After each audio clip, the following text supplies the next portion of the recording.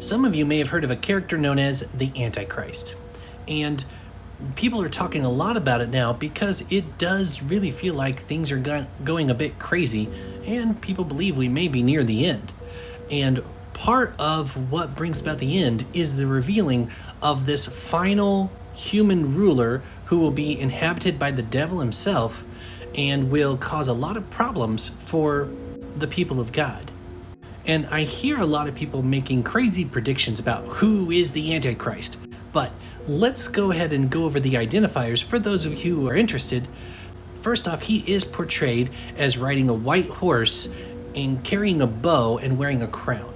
This is symbolic of his far reach with warfare. He's absolutely going out to conquer other nations. And this goes along with another vision where it shows 10 horns and there's a little horn that pushes out 3 others. He's not going to be a well-known figure until he starts conquering these major world powers. He's going to take out 3 of them to establish his rule. He will parade himself around as a false messiah. Well, people will believe he's the true one. And this is why Christians are anxious to see the building of the third temple, because that allows the Antichrist to do what has been prophesied, where he will make a peace treaty for Israel for 7 years, and then halfway through, he will break the treaty and slaughter the people of Israel, set himself up in their temple, and declare himself as God. This is what Jesus refers to as the abomination that causes desolation. This is his identifying trait. And while there have been other people who've done terrible things, that specifically has never happened.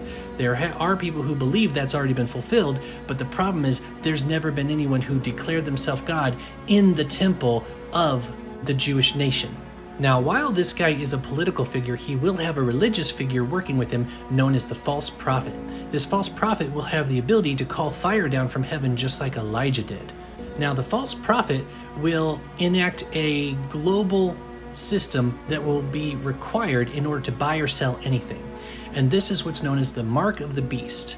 It'll either be a mark on the hand or their forehead, and it could involve microchips. People are guessing all sorts of things. But whatever the case, you have to have this in order to buy or sell anything, which means that if you don't take it, you have to rely on God's provision. So most people are going to take whatever pledge is necessary. But the mark of the beast, we know, is a number that's associated with his name. It's the number 666. Now, yes, there are some translations that say 616, but the majority of them say 666. It's going to be one of the two.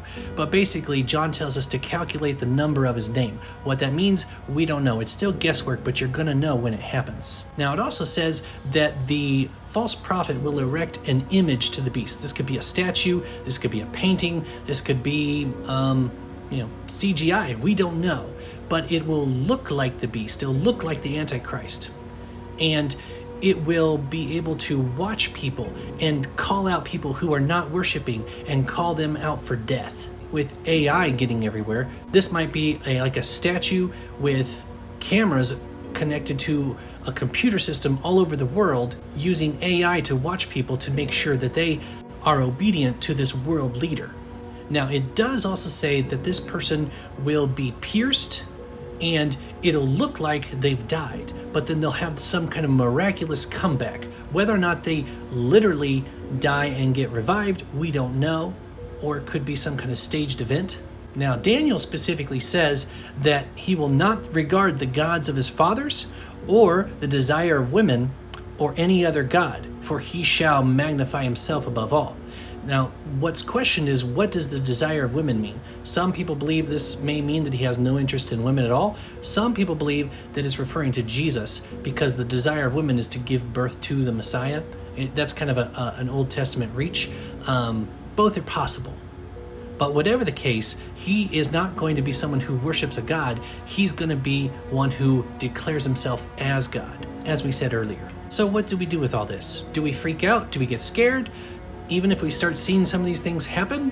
No, we don't. Because our faith is not in this world. Our hope is not in this world. No matter what bad things happen in this world, we need to understand that this life does not matter nearly as much as the next. This life is all about getting to the next.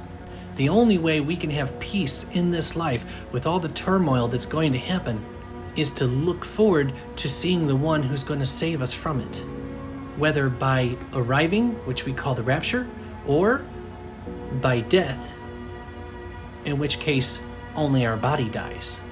Either way, focus on getting to know the Savior that you claim is your own.